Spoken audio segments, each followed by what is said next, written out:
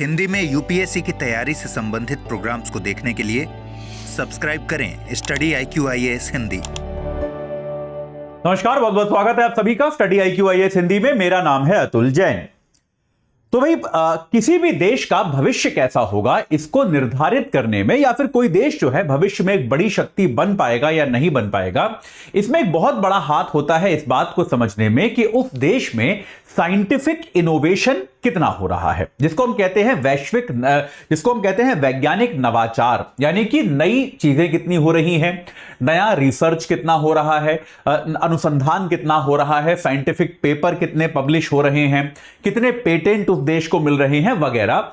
ये सारी चीजें जो होती हैं ये तय करती हैं कि अभी आने वाला समय ठीक है, जिसका भी है वो है, लेकिन भविष्य उसका होगा जो सबसे अच्छा अनुसंधान, सबसे अच्छा रिसर्च करके दिखाएगा। इसमें कोई संदेह नहीं है। तो इस वैश्विक नवाचार को कैप्चर करने के लिए, ग्लोबल इनोवेशन को मापने के लिए एक संयुक्त राष्ट्र की संस्था है वाइपो, ठीक है। एक विश्व बौद्धिक संपदा संस्थान जो है, विश्व बौद्धिक संपदा संगठन जो है, ये वाइपो यानी कि वर्ल्ड इंटेलेक्चुअल प्रॉपर्टी ऑर्गेनाइजेशन, ये एक सूचकांक जारी करती है और इस सूचकांक में जो है भारत ने बहुत अच्छा प्रदर्शन किया है। यह सूचकांक है वैश्विक नवाचार सूचकांक, यानी कि ग्लोबल इनोवेशन इंडेक्स, और 2024 का ग्लोबल इनोवेशन इंडेक्स जारी हुआ है। भारत का प्रदर्शन इसमें हम देखेंगे कि भारत ने क्या प्रदर्शन किया है, कैसा रहा है भारत का यह समय, और आने वाले समय के बारे में, आने वाले समय में नई दुनिया में भारत के भविष्य को लेकर यह सूचकांक क्या संकेत देता है, इसके बारे में हम लोग अगले 5 मिनट में केवल चर्चा करेंगे। लेकिन उसके पहले आपको बता दूं कि भाई हमारा प्रतिज्ञा प्लस बैच जो है, P2I बैच, ये AJ लाइव कोड लगाकर आप इससे 20,999 रुपए में जुड़ सकते हैं। याद रखिए 2025 में जो लोग एग्जाम देने वाले हैं उनके लिए अब यह आखिरी बैच है। इसके बाद 2025 के लिए P2I बैच नहीं आएगा, ठीक है। तो आप जो है इससे जुड़ जाइए, और एक आखिरी मौका है आपके पास अगर आप 2025 में एग्जाम देने वाले हैं। प्रीलिम्स, मेंस, इंटरव्यू सबकी तैयारी आपको इसमें कराई जाएगी, इंटीग्रेटेड तैयारी होगी। इससे जुड़ने का एक आखिरी मौका है, बिल्कुल चूकिए मत। 30 तारीख को बैच शुरू हो रहा है, यह सेल भी 30 तारीख तक ही वैलिड है। तो 21,000 में यानी कि 20,999 में आप इससे तुरंत जुड़ सकते हैं। अगर आप 2026 या 27 में एग्जाम देने वाले हैं तो याद रखिए हमारा जो लॉन्ग टर्म बैच है उससे भी आप ये 29,999 का हो गया है। ये दाम भी जो है ठीक नहीं है, ये 29,999 का हो चुका है, इससे भी आप जुड़ सकते हैं। चलिए अब एक बार जल्दी से हम अपनी चर्चा पे आगे जाते हैं। तो भाई क्या होता है, ये एक संयुक्त राष्ट्र से एक संबद्ध संस्था है जिसका नाम है वाइपो, WIPO, और इसका क्या मतलब हुआ, विश्व बौद्धिक संपदा संगठन, वर्ल्ड इंटेलेक्चुअल प्रॉपर्टी ऑर्गेनाइजेशन, ठीक है, विश्व बौद्धिक संपदा संगठन। यह संगठन क्या करता है, एक ग्लोबल इनोवेशन इंडेक्स जारी करता है, जिसको हम कहते हैं वैश्विक, हिंदी में कहते हैं वैश्विक नवाचार सूचकांक। नवाचार तो आप समझते ही हो, इनोवेशन आप समझते हो, नई चीजें बनाना, नई चीजों का आविष्कार करना। मैं इसको आगे ब्रैकेट में लिख देता हूं, ग्लोबल इनोवेशन इंडेक्स, GII। तो इसमें क्या होता है, GII में दुनिया के 133 देशों का मापन होता है। दुनिया के 133 देश जो है वो इसमें भागीदारी करते हैं, और इस चीज के आधार पर मापन होता है कि उन देशों में जो है नवाचार को बढ़ावा देने की क्षमता, सामर्थ्य जो है वो है या नहीं है। क्या इन देशों की नीतियां ऐसी है जो इनोवेशन को, नवाचार को बढ़ावा दे रही हैं? क्या इन देशों में इनोवेशन हो रहा है? क्या वो इनोवेशन जो है इस तरीके का है जो इन देशों को प्रभावित कर पा रहा है या फिर नहीं कर पा रहा? इन आधारों पर जो है इसको मापा जाता है और एक ग्लोबल इनोवेशन इंडेक्स जो है वो जारी किया जाता है, ठीक है। तो भारत के जो आए हैं इसमें इस बार भारत की ये जो एक इसकी सूचकांक जारी हुआ है, ये सूचकांक जो है याद रखिएगा, भारत इस सूचकांक में इस बार 39वें स्थान पर आया है। पिछले साल भारत 40वें स्थान पर था, इस बार जो है भारत का इस सूचकांक में 39वां स्थान है। तो दुनिया के 133 देशों में भारत का 39वां स्थान है। तो आप में से कुछ लोग कहेंगे सर इतनी भी बड़ी बात नहीं है, 39वां स्थान क्या इंपॉर्टेंट है, क्या जरूरी है? इसमें इंपॉर्टेंट है परिवर्तन। अगर आप 2015 में देखें, अगर मैं आपको बताऊं कि 2015 में इसी सूचकांक में भारत का 81वां स्थान था, और आप देखिए 9 वर्ष के अंदर हम 81वें स्थान से 39वें स्थान पे आ गए हैं। तो आपको बड़ी बड़ी उपलब्धि जैसी महसूस होनी शुरू होती है कि नहीं होती? भाई ठीक है, 39वां स्थान हम कह सकते हैं, अपने आप में कोई बहुत बड़ी बात शायद नहीं लग रही, लेकिन अगर आप ये देखें कि 81वें से स्थान से लेकर 39वें स्थान तक आने में हमको 9 वर्ष लगे हैं, तो ये अपने आप में बड़ी बात है कि नहीं है? कि भाई दुनिया के आप ये कह सकते हो तकरीबन 42 देशों को हमने पीछे छोड़ दिया है पिछले 9 वर्षों में, और 42 स्थान जंप करके हम 39वें स्थान पर आ गए हैं। इसके अलावा देखिए, इनोवेशन में भी इस बात को समझना चाहिए कि तुलना जो है, अगर आप अपने आसपास के देशों से करें या फिर उन देशों से करें जिनकी सामाजिक आर्थिक स्थिति आपके जैसी है, तो आपको तुलना का एक सही तात्पर्य समझ में आएगा। अब यार जैसे फॉर एग्जांपल आप अमेरिका हो गया या पश्चिमी विकसित देश जो हो गए, अगर आप उनसे तुलना करें जहां पर यूनिवर्सिटीज में, प्राइवेट इंडस्ट्रीज में आप ये कहें कि भाई नवाचार का, इनोवेशन की एक संस्कृति है, बहुत ज्यादा फंड वहां पर इन चीजों के लिए है, तो इन देशों के साथ तुलना जायज नहीं है ना यार। मतलब बात समझ रहे हो कि नहीं? तो इन देशों के साथ जो तुलना की जाएगी, ये तुलना शायद बहुत ज्यादा जायज नहीं होगी। तो तुलना अगर हम करें, जैसे मान लीजिए केंद्रीय और दक्षिण एशिया में तुलना करें, कि जो केंद्रीय और दक्षिण एशिया के देश हैं, सेंट्रल एशिया और साउथ एशिया, इनके जो देश हैं, इन देशों में भारत की रैंक नंबर 1 है। केंद्रीय और दक्षिण एशिया में भारत की रैंक नंबर 1 है। इस उपलब्धि को समझ पा रहे हो कि नहीं?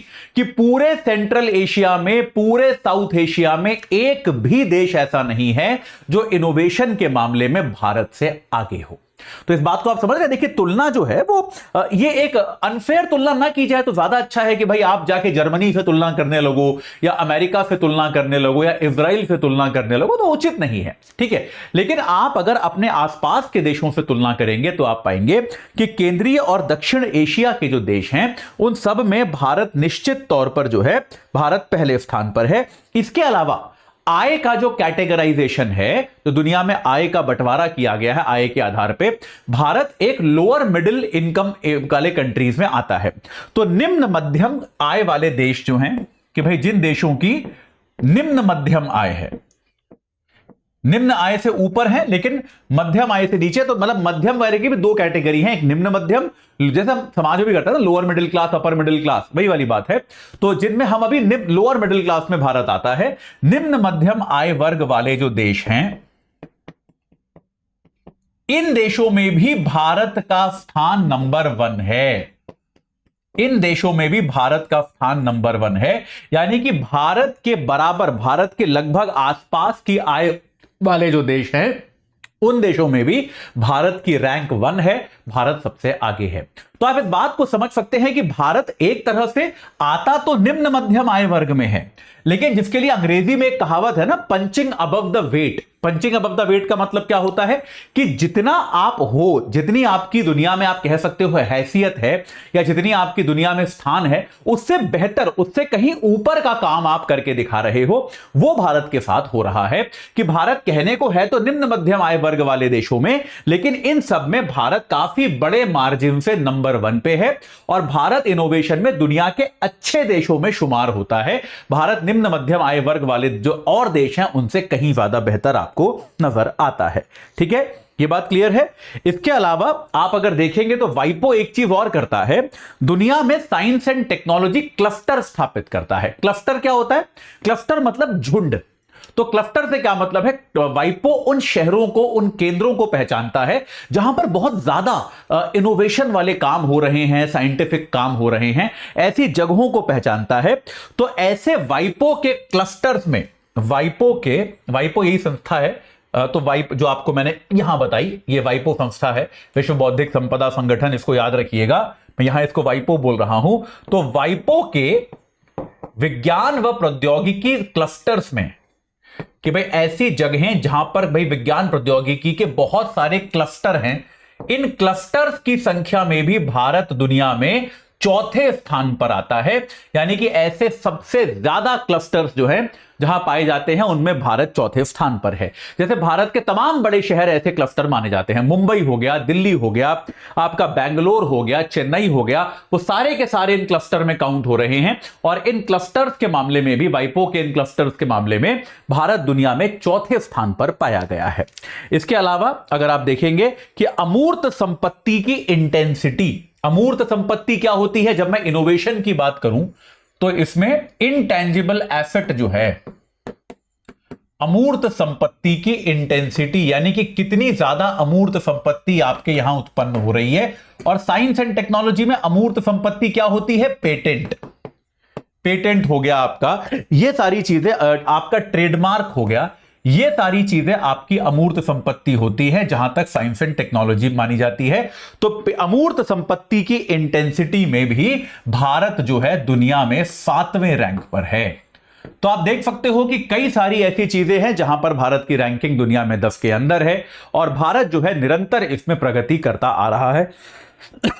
तो निश्चित तौर पर जैसा मैंने आपको माफ कीजिएगा, तो जैसा मैंने आपसे शुरुआत में कहा कि देशों का वर्तमान कैसा है ये तो बहुत सारे कारकों पर निर्भर करता है, लेकिन देशों का भविष्य कैसा होगा वो काफी हद तक इस चीज पर निर्भर करता है कि देश वर्तमान में कितनी नई चीजों का आविष्कार कर पा रहे हैं, अपने विज्ञान को, अपनी तकनीक को देश जो है कितना आगे बढ़ा पा रहे हैं। और अगर हम ग्लोबल इनोवेशन इंडेक्स की इस रिपोर्ट को देखें तो आप पाएंगे कि निश्चित तौर पे भारत ने इसमें बहुत अच्छा प्रदर्शन किया है, जो कि हम सबके लिए बहुत ही खुशी और बहुत गौरव की बात होनी चाहिए। चलिए, इसमें कुछ नया होगा तो मैं आपको बताऊंगा। जाते जाते आपको एक बार फिर बता देता हूं कि भाई हमारा लॉन्ग टर्म बैच जो है वो आज सुबह से शुरू हो चुका, आज शाम से शुरू होगा, माफ कीजिएगा।